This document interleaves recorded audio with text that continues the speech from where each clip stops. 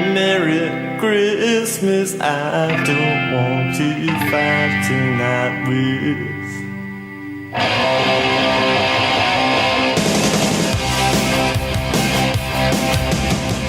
Merry Christmas, I don't want to fight tonight. Merry Christmas, I don't want to... E aí, pessoal, bem-vindos à nova edição do Pilha de Gibis, uma edição natalina do Pilha de Gibis. Hoje, dia 25 de dezembro do ano da graça de 2017, esse podcast natalino do site Arte Final. Acessa lá artefinalhq.com.br. Hoje estou com Dãozinho Noel. Feliz Natal, amigos. E com Papai Vitor Azambuja. Ho, ho, ho, ho, ho. Qual seria o melhor tema para um dia de Natal, para um podcast natalino, Dão? Lobo mata Papai Noel? Seria uma boa, mas como o Regi não está aqui hoje, diga o segundo melhor tema, então. Então vamos falar sobre a morte do Superman, que não tem nada a ver com o Natal, teria mais a ver com a Semana Santa, né? Porque Natal Jesus nasceu, não morreu. Fala do retorno na Páscoa, então. Boa. Vamos trocar. Não, mas a gente vai falar disso hoje porque agora em dezembro faz 25 anos que foi lançado essa obra linda chamada A Morte do Superman. Começou em dezembro de 92. Pois é, e vocês novinhos não vão lembrar, mas isso foi de uma repercussão, assim, inédita, né, para quadrinhos na época. Hoje todo mundo vê em tudo quanto é mídia falando de Batman, Superman, Homem de Ferro, por conta dos filmes, mas naquela época sair uma notinha em qualquer coisa que não fosse mídia especializada era impossível, né? E teve matéria no Jornal Nacional da morte do Superman, quando saiu lá nos Estados Unidos, tanto é que na época que foi lançado aqui, a Abril teve que correr para poder lançar fora do momento cronológico correto. Acho que foi o primeiro grande evento de quadrinhos que, sem ser o filme, alguma coisa assim, que realmente ganhou um destaque na mídia normal, né? Eu me lembro de ler no jornal sobre isso também. Esse do Jornal Nacional eu não me lembro, não assisti essa edição do Jornal Nacional, mas eu me lembro de ler no jornal, na Zero Hora aqui em Porto Alegre, da morte do Superman. Acho que foi o primeiro grande evento que aconteceu isso. E vocês chegaram a ter aquela edição especial da Abril, aquele formatinho capa preta com o símbolo do Superman vazando, sangrando na capa? São dois. Isso aí foi lançado em novembro de 93, né? Esse primeiro. Eu tenho o segundo, que é de janeiro de 95. Eu comprei a primeira vez que... Foi uma das primeiras edições de super-heróis que eu comprei, que eu fui na banca e comprei, que não foi herança, nem dado pelo meu pai, nem nada. Que eu comprei foi o segundo também. Eu acho que vinha naquele... Eu não comprei o pacote, mas eu me lembro que na época tava bem em destaque na banca, porque vinha um pacote com adesivo. Eu comprei e uma vez depois eu comprei, eu acho que o Retorno do Superman eu comprei nesse pacote aí. Vinha com adesivo, vinha com tudo. Eu tinha esses adesivos aí. Eu cheguei a ter a edição, eu acho que era a primeira edição, que era essa com a capa preta, ela metalizada. A diferença da primeira, a segunda reedição, ela tem a capa igual, só que não tem esse efeito metalizado aí. Só muda isso, mas são iguais. É a mesma coisa. Eu achei num sebo, eu tenho as duas hoje. Não, então só a título de informação, saiu essa em novembro de 93, essa com a capa metalizada. A segunda edição em janeiro de 95. Depois a Abril publicou naquela leva ali, quando ela perdeu a Marvel, em março de 2002, aí já em formato americano pela primeira vez, em 3 partes. Depois a Panini lançou em 2009, aquele encadernado, que é o que eu tenho. Relançou agora ano passado, em 2016. E saiu agora pela Igomor, né? Ano passado, em agosto do ano passado. A Panini tinha lançado um volume 1, o volume 2 demorou um bom tempo para sair, aí eles lançaram o volume 2. A diferença básica dessa edição da Panini para a edição da Egomos é que a edição da Panini, ela tem a morte, o funeral e o retorno, que aqui ficou conhecido como Retorno do Superman, mas é aquele, lá nos Estados Unidos era o Reino do Superman, né? E foi quando surgiu o Superboy, o Aço, o Super Cyborg e o Erradicador, né? Que na época a gente não sabia que eram esses personagens, né? E a edição da Egomos, ela só tem a história principal, só tem a morte do Superman, que ela, por incrível que pareça, ela não foi publicada numa minissérie. separada, ela foi publicada nas revistas de linha do Superman, né? No caso da morte, além das revistas de linha do Superman, que na época era Adventures of Superman, Superman, Action Comics e Man of Steel. Isso. Além de ter sido publicado nessas edições, ainda teve uma edição que saiu na revista da Liga da Justiça, que também era responsabilidade do Dan Jurgens, né, na época. Dan Jurgens, ele ficou marcado como sendo o idealizador da história, mas não foi ele só, né? Teve ele que cuidou que era a revista principal do Superman na época, que era a revista Superman. Tinha ainda a Louise Simonson com o Joe Bogdanov na Man of Steel, Cal Kesel com o Tom Grummett, né? Não, na verdade não. O Tom Grummett tava com o Jerry Ordway, o Cal Kesel entra depois. Eles estavam na Adventures of Superman. O Castle entra na Rain já, né? Isso. Já teve o Roger Stern com o Jackson Geis, eu acho, que é na Action Comics. E o Dan Jurgens sozinho na Superman, né? Ele fazia roteiro e arte, né? Toda quem tinha que coordenar isso da história saindo em 4 edições era o Mike Carlin, né? Que era o editor original. Pois é, e essa é a história que a gente já leu em vários lugares, né? Que eles estavam lá reunidos para fazer o planejamento editorial do ano e ninguém tava com ideia, e disse que toda vez, quando eles se reuniam, sempre alguém chegava e falava, vamos matar o Superman. Todo mundo dava risada e meio que ignorava e continuava, né? Até que em determinado ano falaram, vamos matar o Superman. Aí todo mundo pensou naquilo a sério, né? E resolveram fazer. Mas quem falava isso, acho que era o Jerry Ordway. Mas o que aconteceu é que eles, na verdade, iam casar o Superman com a Lois, né? Só que aí a presidente da DC, na época, falou que eles adiaram essa ideia porque ia estrear As Aventuras do Superman de Clark e Lois, né? Lois e Clark. Lois e Clark. Ia estrear na ABC e eles já tinham um plano de fazer na série. Isso é uma loucura, né? Antes da série estrear, eles já sabiam que iam fazer o casamento dos dois. Aí eles pediram pra esperar pra fazer junto, né? No gibi e na televisão. E também pra não sair na televisão a coisa que já tinha nos quadrinhos. Vai ficar uma coisa meio inédita, né? Aí eles ficaram sem saber o que fazer pra aquele ano. Aí então vamos matar o cara. Aí beleza. Isso, na verdade, também a revista vinha de uma estagnação, né? Ela não tava vendendo bem, estavam precisando de alguma coisa, apesar de ter 4 revistas, né? Estavam precisando de alguma coisa pra chamar a atenção do público. Tanto que, não sei se é porque eu comecei a ler DC pela morte do Superman e pela queda do morcego, eu não tenho muita memória de alguma coisa anterior, imediatamente anterior a essa época. Não ficou nada muito marcante, né? Eu me lembro bem. Eu também não. Depois da morte. Não tenho. Do Superman, principalmente, eu também não tenho uma lembrança grande, né? Eu não tinha lido muito pouco. Tava começando a ler gibi na época, né? Que saiu aqui no Brasil. Então, eu lembro pouquíssima coisa anterior à morte do Superman. Minha lembrança maior é naquele pós-morte mesmo. E é engraçado porque, até por conta disso que a gente falou no começo da cronologia, que a Abril teve que correr para lançar isso aqui no Brasil o quanto antes, e não era o momento cronológico correto. No caso da revista da Liga, era uma formação da Liga que ainda não estava aparecendo por aqui, com o Bloodwind, com o Superman como líder, que no que estava saindo aqui no Brasil, o Superman nem fazia parte da Liga da Justiça, que o Superman se tornou líder depois que o Dan Jurgens assumiu também o título, né? Gardner Warrior também, né? Com aquele uniforme.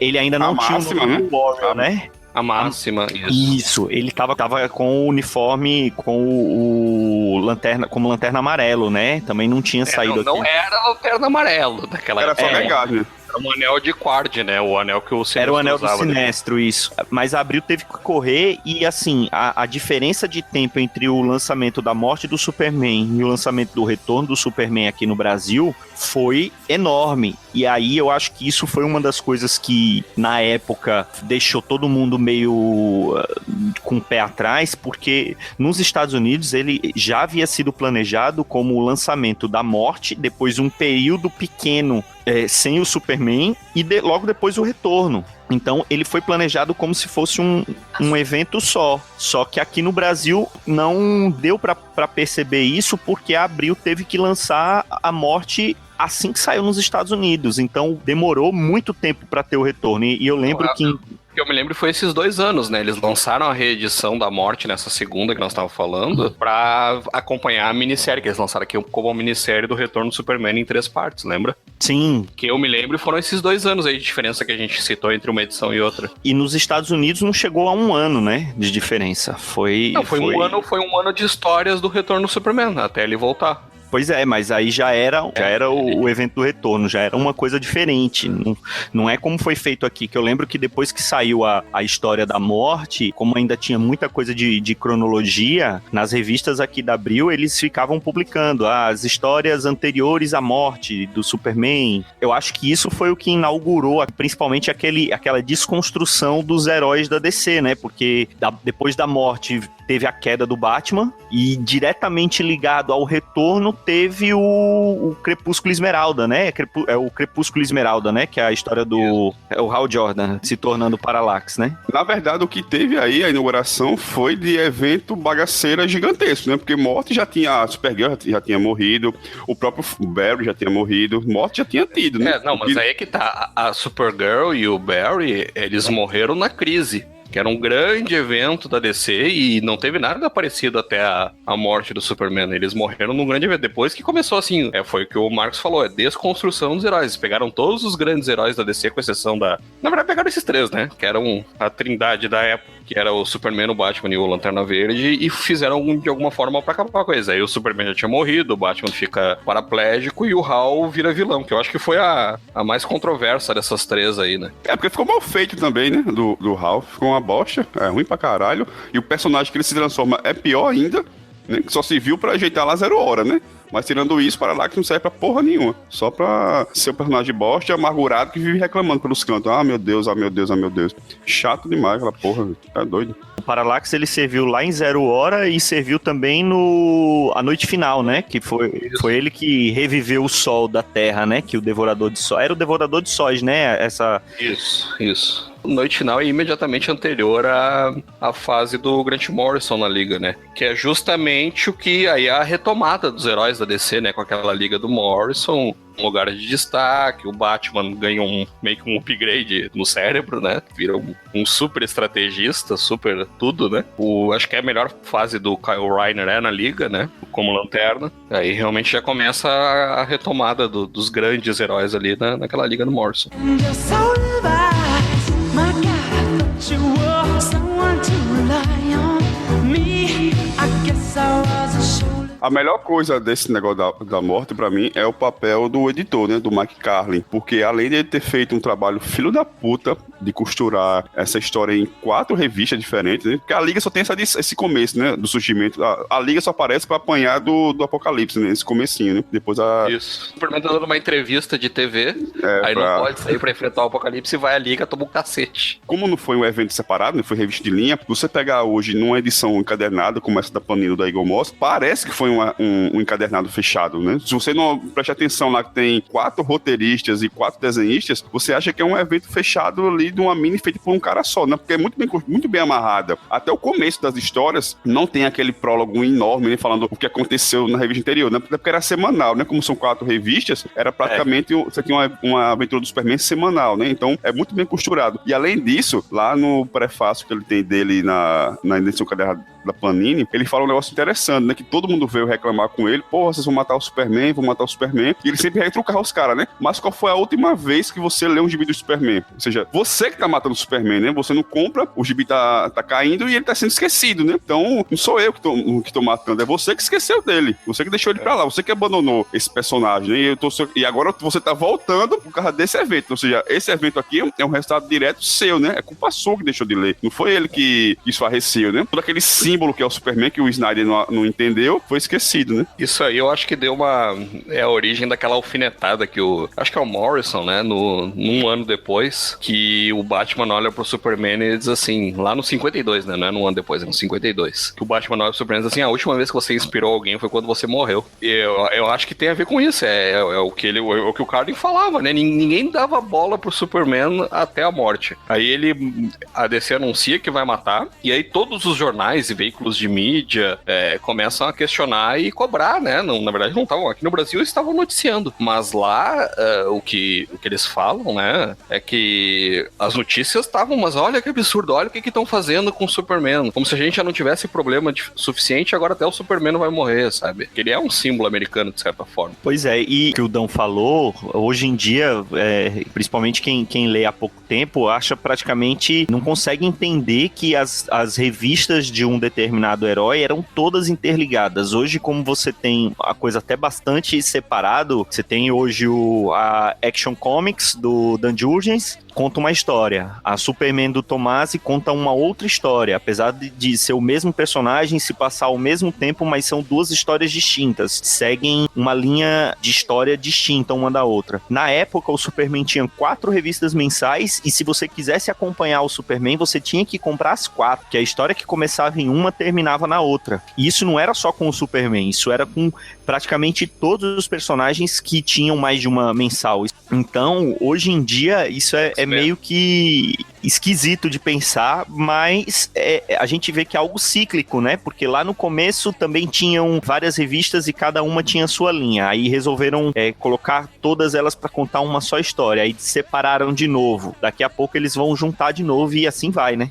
Hoje isso tem tudo a ver com a questão dos encadernados, né? Que hoje o grande lance que tá sustentando os quadrinhos nos Estados Unidos são os encadernados. Então eles se ligaram que o público quer mais o quê? Uma história fechada de um mesmo time criativo. Então vai lá, contrata o time criativo, você tem 6 edições para contar uma história. A maioria dos encadernados dá 6 edições. Aí eles vão e fazem historiazinha fechada. Antigamente não tinha essa preocupação. Tinha a preocupação de você fazer o leitor voltar todo mês, ou toda semana, no caso, para comprar a revista. Então usava esse artifício de novela, né? Uma coisa emendava na outra. Na verdade, esse começa lá nos anos 80, no início dos anos 80, todo mundo acredita esse estilo com a Legião dos Super-Heróis não é o Paul Levitz, ele, né? O Paul Levitz. Todo mundo acredita isso, é o Paul Levitz na Legião dos Super-Heróis, que fazia assim, novelinha. Acabava a história do mês, já tava começando a do mês seguinte, sabe? Emendava uma coisa na outra. E isso pegou, acabou dando certo na época, né? Cada época tem o seu recurso pra tentar continuar vendendo, né? Agora, assim, quanto à história, se você pegar...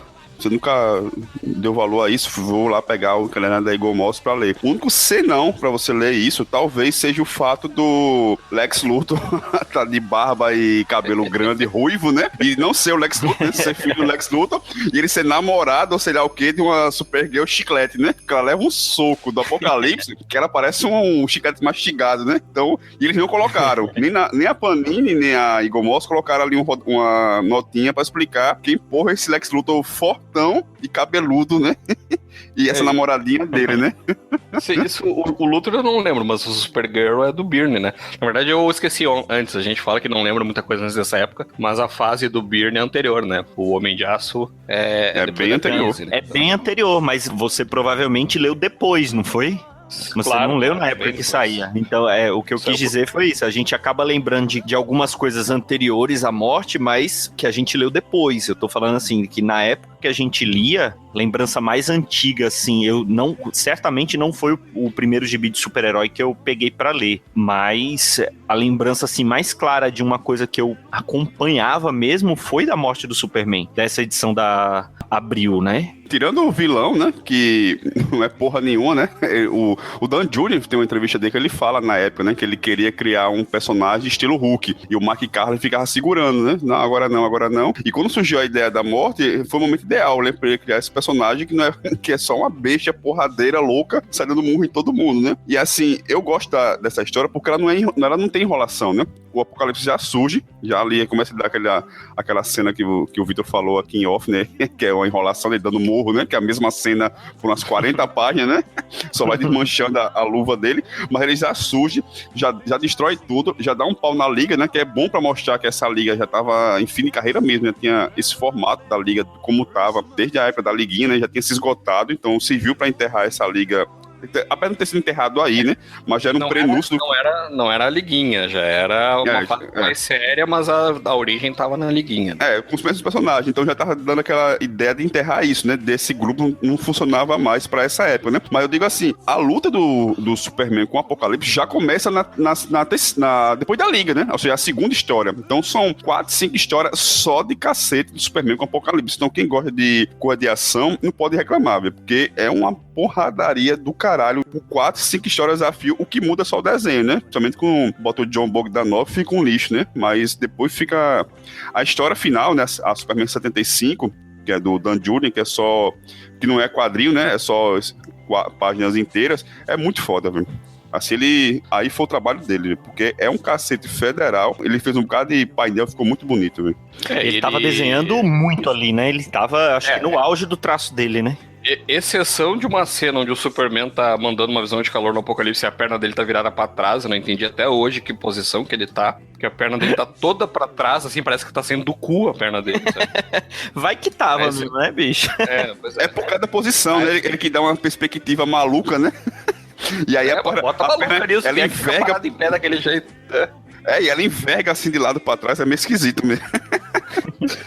Eu acho que ele pensou assim, a cena é vista de cima, né? Mas o que eu vou fazer com a perna dele, né? Não vou desenhar a perna. Mas eu acho que o legal dessa edição do Jurgens é a Superman 75, que era comemorativa, de certa forma, né? Eles já tinham zerado a numeração eu acho que na crise, né? Depois da crise. O legal dessa edição é que ela dá mesmo aquela ideia de que chegou no ápice, né? No clímax da história. Porque a história toda o Apocalipse, ele surge eu acho que é no meio oeste americano, e ele vê uma propaganda na TV que fala que o melhor lugar do mundo é Metrópolis, e ele resolve, vou pra Metrópolis. É bem isso, não tem motivo.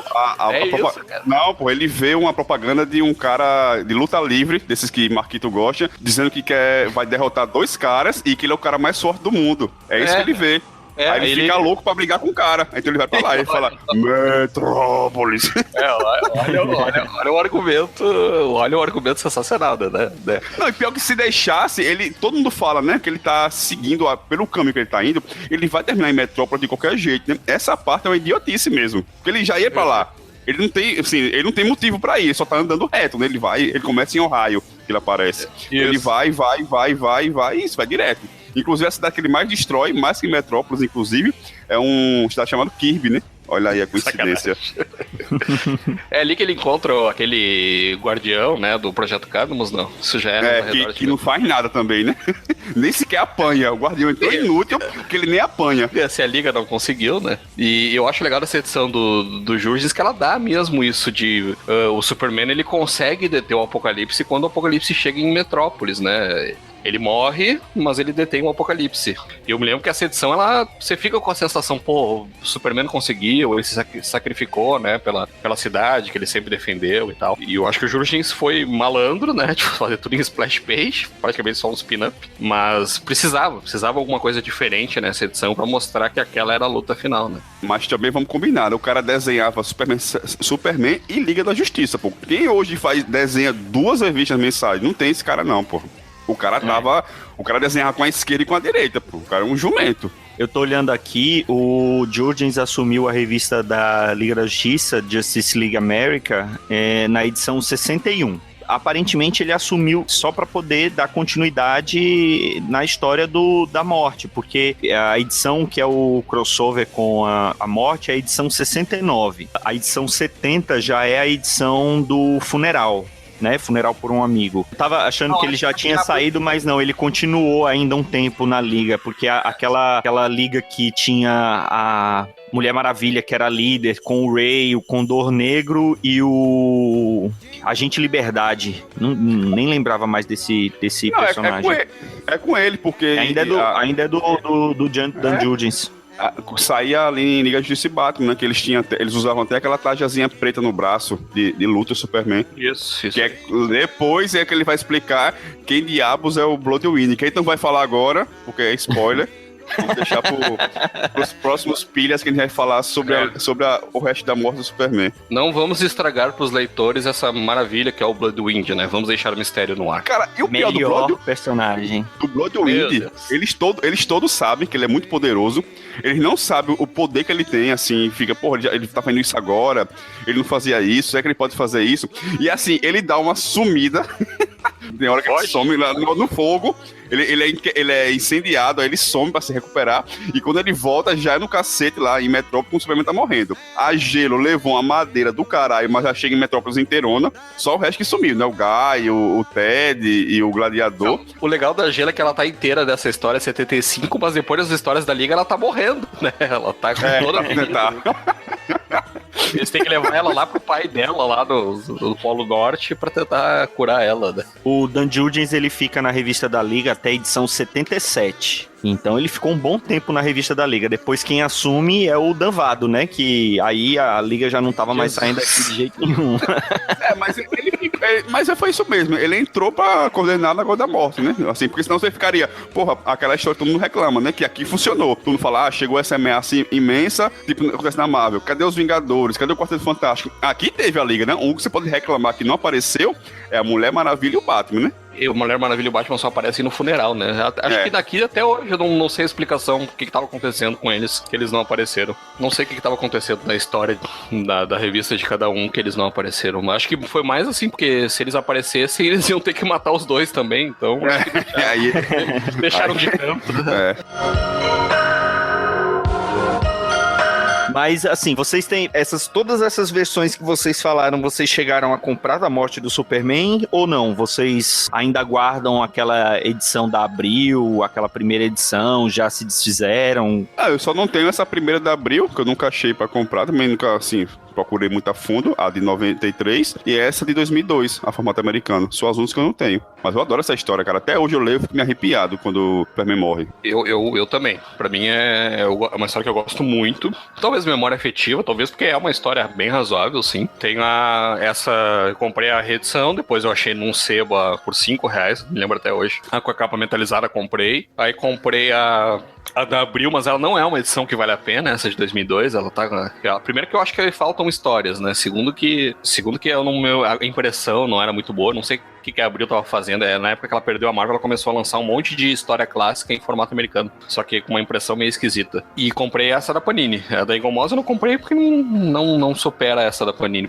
Essa da Panini é bem completinha, tem o Funeral, tem o A Lei da Vida. Aí eu tinha comprado o Retorno eu tinha as 3, acho que eu comprei nesse pacote aí que vinha com a reedição. E muitos anos eu não tinha nem lido o Além da Vida, que era um especial que saiu aqui, né, em formatinho, e o Funeral para um Amigo, que era uma minissérie. E aí eu comprei anos depois, eu achei um cara que tinha pra vender essas aí, comprei. Tenho elas guardadinhas na coleção. Eu acabei me desfazendo da minha edição de 93, depois que eu comprei a edição da Panini. Eu hoje tenho só essas edições da Panini e a edição da Eagle Moss, e a da Eagle Moss eu tenho porque eu fiz a assinatura, né, então eu recebi. Não seria uma edição que eu compraria normalmente. Pra mim também, eu tava até comentando em off que eu achava que essa edição da Eagle Moss era até mais completa que a edição da Panini em relação à morte, porque eu não lembrava na edição da Panini dessa primeira história completa, que o Superman enfrenta lá o povo do subterrâneo, que na edição da Abril só foi publicado aquelas primeiras páginas, que é onde aparece o Apocalipse, né? Que até o Vitor já falou, que é essa história da desenhista da Noé Enrolada publicando o mesmo desenho várias vezes, né? Eles só publicaram páginas que aparecem o Apocalipse como se fosse um prólogo, né? Porque o Apocalipse ele não tem origem, né? Ele vai ganhar uma origem bem depois que o Superman volta. Não tão depois, assim, mas naquela minissérie Superman na Revanche. Aí sim a Abril lançou em formato americano, com capa aquela... Capa metalizada de acetato, né? Aí aquilo lá a Abril lançou num formato de luxo, né? E é do Dan Jurgens também, né? Mas isso é pra depois. Deixa de queimar a pauta, filha da puta. Mas enfim, o Apocalipse não tem origem nessa história da morte do Superman. Ele simplesmente aparece no meio da Terra lá e casualmente estava nos Estados Unidos, né? Porque afinal de contas, se tiver que cair um foguete em algum lugar, vai cair nos Estados Unidos. Claro. Mas isso é foda não mesmo. Existe outro lugar. Ele surge do nada e vamos lá, né? Ele não podia surgir no meio da África, por Superman ter que viajar até a África pra enfrentar ele, não. Tinha que surgir no meio dos Estados Unidos e tinha que ir pra Metrópolis. Se ele fosse pra Gotham, era o Batman que ia ter que lutar com ele. Né? Então, E provavelmente o Batman ganharia muito mais fácil do que... sem morrer, né? Sem precisar morrer.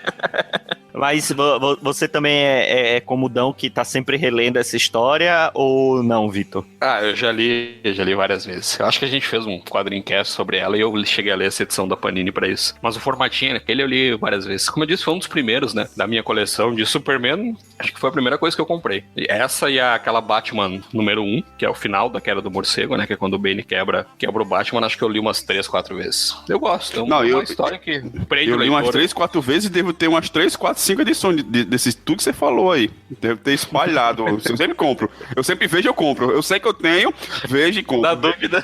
Puta que pariu. Pode ter um extra, né? Uma coisa que não veio na edição. Não, é tipo pastel. Eu vejo na rua, compro.